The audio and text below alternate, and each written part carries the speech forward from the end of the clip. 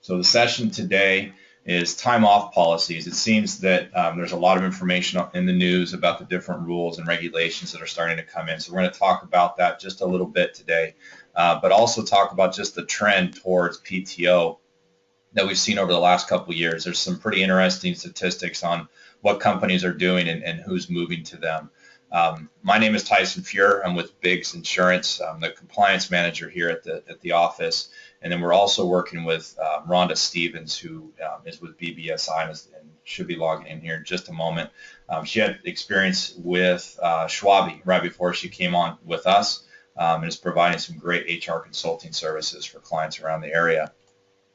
One of the things to look at is that you've got these new buckets, or what the older buckets were as a vacation and sick days and personal days. And then you're starting to see the new trend as far as this overall bucket called PTO, or paid time off, or some type of bank thereof. But some of the challenges and things that we're hearing from employers is that my employees aren't at work, and they want to figure out ways to be a little creative and still be able to provide choice and getting them to work, but not necessarily buffering or using the wrong days to do that. So let's talk a little bit about that. What's the trend been over the last bit of time? So this study here looks at trends of people using traditional style of PTO, and what that means is that there's a separate bucket for vacation days, meaning days that people can use for vacation. There's a separate bucket of sick days that people can use when they're sick or not use when they're sick, and then also personal time as well. Versus this PTO bank system, which basically takes all of your vacation, sick, and personal time and adds a total number of days that you can use those as an employee for any type of needs you might have that apply. So back in 2002, it's pretty obvious it was a dominating system with regard to the traditional version. But then you can see over the next 8 or 9 years, there was a significant downturn in the amount of people that were using traditional systems versus the ones that were starting to use PTO. But what has been really interesting is that in the last 3 to 4 years, you can see it's really leveled off. In fact, it almost kind of went back a little bit to a traditional system. And so when people are looking at paid time off or PTO type bank approaches, they're doing that for a couple things. At least in our experiences, is that they've actually been looking at that because they're trying to address the employee turnover, thinking that they could provide some different choice. We're hearing a lot of employees' feedback that they're holding on to their PTO so that they can use it for vacations, or possibly using sick days when they're instead of using vacation days because they ran out of one or the other, or possibly they get sick during the year. What the PTO challenge is that one of the reasons why we're seeing some people go back to traditional is that people are holding on to their PTO days so that they can use them for vacation, and then coming into work when they're sick, which isn't really the reason for all of these types of things. And so sometimes it makes sense to kind of go back to that reason. And we'll show you another little piece about turnover here in a little bit, which I think is pretty telling on the differences on PTO versus traditional. And the other thing that we find is that people sometimes are overusing their PTO and running into issues, again, coming to work when they're sick possibly, or just using it all up for maybe some vacation at the beginning and needing more at the end of the year. So those are some of the things that companies have been holding off on the PTO approach, and why we're kind of seeing that bump go back a little bit to a traditional approach.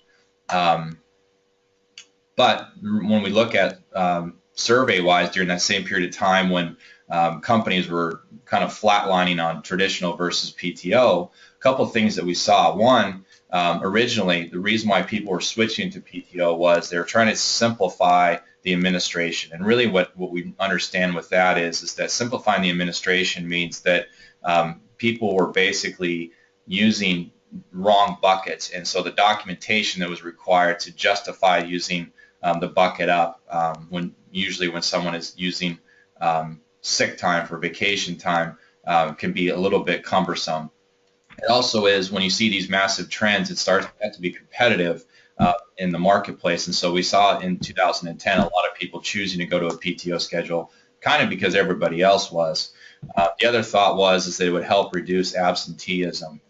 But what I find is most interesting is if you compare 2010 to 2014, The reason why people are staying with the PTO policies isn't because of absenteeism at all, and it's really not necessarily to be competitive, but it's almost 100% because of employee flexibility, giving them choice about how to how to handle their benefits. And this is probably a pretty common theme that companies are starting to deal with, particularly when they're considering different things like wellness programs, how they set up their health benefits, but also in the PTO. And kind of when you look at what is kind of termed as total rewards nowadays, what does the employee get by becoming part of the company? And so this PTO is in the flexibility that it offers for employees is really the driving reason why people are continuing to offer them. So when cultures that aren't necessarily looking for offering that type of flexibility, we don't see the PTO being used as much. But again, ease of administration is still important. Being competitive is important, but the number one reason that people are staying to these plans is trying to maintain a flexible type of a work environment. Typical provisions. So we like this slide here because it really shows on average what have companies looked at. So there was a study that we're pulling up some of this information from that had about 700 different respondents to it, and they were trying to show if you had a traditional plan, what was the average number of days you're giving people for vacation time versus sick time, and then you see that combined total there, and then PTO. So how many on average was somebody able to use up for PTO? Most people starting got about 16 days, but as you were with the company, you were getting up to 28 days, which is significant when you're talking about the amount of time someone can use off. Not necessarily do they use it all, but at least they can have it off if they need to. Carryover was definitely something that was part in play with this thing. You can see a major difference between the traditional style of rollover, the number of days there, versus PTO. Because they are giving so many days, there was much more of a reduction in the amount of days that you could actually roll over. And then you see some different things there as far as most common acclamation of the different benefits. Also significant in my mind, because we had mentioned in there one of the liabilities to PTO is that if you give everybody a significant amount of those days at the beginning of the time and they use it all up, then what are we going to do? Well, what companies have switched to is more of an accrual or a gradual buildup of those days over a number of months in the year. And you can see there on 82% of the companies out there use this gradual or accrual type of system versus just giving them all the days up front. Okay. One other thing to consider, and one of the drawbacks to PTO type policies is that you potentially run into having to pay them out at termination, those number of days. Whereas in the other style, because you have those different buckets, you're not necessarily having to pay 100% of the total number of days, just maybe one of those buckets instead. Okay. Another thing I thought was kind of interesting is that, and we talked a little bit about the flexibility. So companies that are looking for flexibility, like manufacturing companies, they're not looking for necessarily flexibility because it's much more a production style business. They are using more of the traditional style systems. 2/3 of the manufacturing companies that were polled were actually using traditional style, meaning vacation and sick and personal time versus using PTO. Pretty significant. But on the flip side of that, when you're looking at healthcare and social assistance, which the tendency there is to actually have more flexibility to try to attract and retain employees, almost 70 or 72% of those companies were actually using the PTO style. Consulting kind of was second in line there. So you can kind of see, based off of your industry, it kind of follows the track. If you want flexibility or need that in your culture, you use more of the PTO style versus if you're not looking for that and you're using the traditional style. I mentioned turnover at the beginning of the presentation as it being a reason why some people are considering possibly PTO schedules and not using PTO schedules. I found this as one of the most significant items. When you're looking at a traditional style system, you can see in that bottom graph, companies that have a turnover of less than 5% were actually using this traditional style system versus the PTO style system. So what that would tell me is that if companies are really having low turnover, which you typically would see in healthcare and consulting, companies that use the traditional style, even though people are looking for flexibility, actually we're seeing a lower turnover margin by using that style system, and it's pretty consistent across the board. So when you're giving these employees flexibility, that's great. Gives them autonomy, feeling of control, those kind of things. But those same folks are actually still turning over more in those systems. So those are kind of some of the different things that have been going on in the trending of companies looking at vacation days and sick days versus using PTO schedules. And this is kind of just a real easy illustration of the difference of the two. So again, you have those two different major buckets. You definitely put some different day totals in there, and different companies do it different ways. But typically you're looking at a couple of weeks in each bucket, or a total of 2 to 3 weeks, maybe 4 weeks into the PTO style plan. Okay. Talk a little bit more about the pros and cons of PTO programs themselves.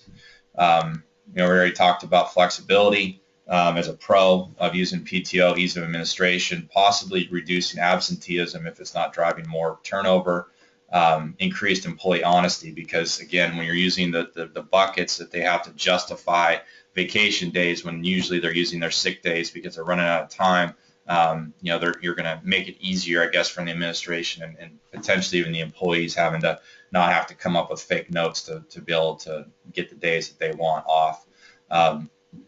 And different cons there.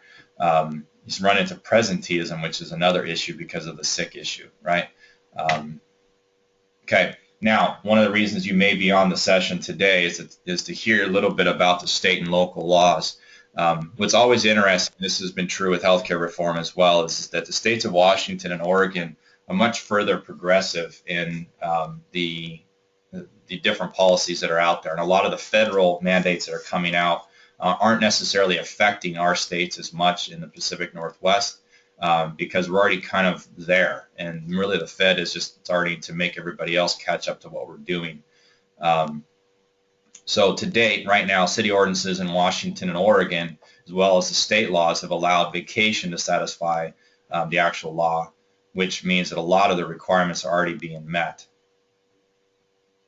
Okay, and you can see there in the city of Portland, the law that takes effect 1/1/16 is not really expected to make much of a change. This is a little bit more of a comment, maybe necessarily than a statistical analysis. But when we've looked at it and compared it to the groups that we've talked to, because there was a lot of concerns at the very beginning of this, you can definitely see that when we compared it to versus the law itself, it wasn't as big of an issue. Potentially some of the issues that are coming up are for the smaller companies that are having to put in policies that they may have not had before. And so that forced piece of it can definitely be a challenge for some of those types of companies. Payout of termination. So remember, you're not required to pay vacation, sick, or PTO under federal law. So that's something to consider unless you put it in your handbook. But states do vary pretty widely on this information. They define wages. And so potentially when some of those buckets of the different PTO and vacation or sick are considered wages, that's when you have to start dealing with whether this is going to be something that's at termination, whether you have to pay out. So we always recommend reviewing and going over your organization's policies, which is usually probably first looked at inside your handbook, and making sure those are consistent with the new laws and what the intention is for the company, and making sure you follow through and on an acknowledgement with the employees that you don't have one of these on file, just so you can avoid some of the challenges that are coming up. And I'm going to just, I guess, read this last bullet. In states that require payout of accrued but unused vacation, PTO is generally treated like vacation and must be paid out. So you can see the states that applies to. Again, not in Oregon and Washington. So a couple things to consider when you're considering the transition to PTO. It's important to consider the different outcomes and financial impacts. Really, people are driving towards this decision because they're really trying to open up the culture inside the company. We see phases of companies out there. I have a really great grid on this, and I wish I'd included it in this presentation. But it talks about when companies are at infancy level all the way up to mature Nike-sized type of companies, and you see the different phases of those companies. And one of the ones that we're seeing now as the economy is starting to come back is that the people are really trying to open up that culture. When you hear a lot about the millennials and wanting to have independence and autonomy, and so some of these types of things are being looked at not only because you're trying to attract them, but they're also starting to become the decision makers and really trying to support that as well. Other things to look at is the will PTO program cover all time off, including holidays, bereavement, and jury leave. Sometimes you do it that way, other times you have it as a separate policy for the company.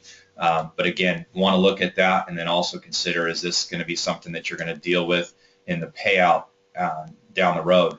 Think about it this way: if you include holidays, bereavement, and jury leave inside of that, you're probably going to extend your PTO policy to include at least the holidays that are out there. And so now if at termination, you may have more to pay out if you haven't separated those two. Most companies, as we saw, are using that accrual system or kind of a credit system. The longer you work and the more hours you put in, the more PTO you're able to generate. That accrual system doesn't go all throughout the year. It cuts off, maybe in Q3 of the financial year, and so that's most common. But there are reasons, again, back to this flexibility thing, where you can go to an employee or a recruiting employee and say, hey, listen, we're going to give you 3 weeks right off the get-go. Greg Anderson's. Make sure that you're considering the carryover and the maximum accumulation policies. So just kind of mentioned that a little bit right there, because you want to reduce liabilities if possible, and then how that's going to affect your payout at termination. Lastly, what if you are to transition from a sick and vacation style system to a PTO? What are you going to do with your current balances? Because people will have those, particularly if you have rollover. And then the last thing to consider is that what's your messaging and communication going to look like?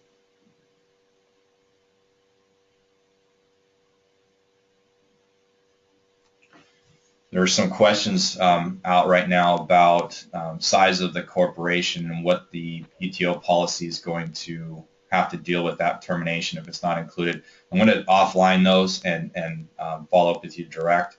But again, if anyone else had any other questions, please feel free to reach out to those. The reason why is that some of the states are a little bit different in how they're handling this stuff. So we want to make sure we give you the right information on that question. Again, my name is Tyson Fuehrer with Biggs Insurance. Wish we had Rhonda on the call, but right now looks like she might have ran into some technical difficulties. But I'm going to hold or pause just for a moment here for some other questions.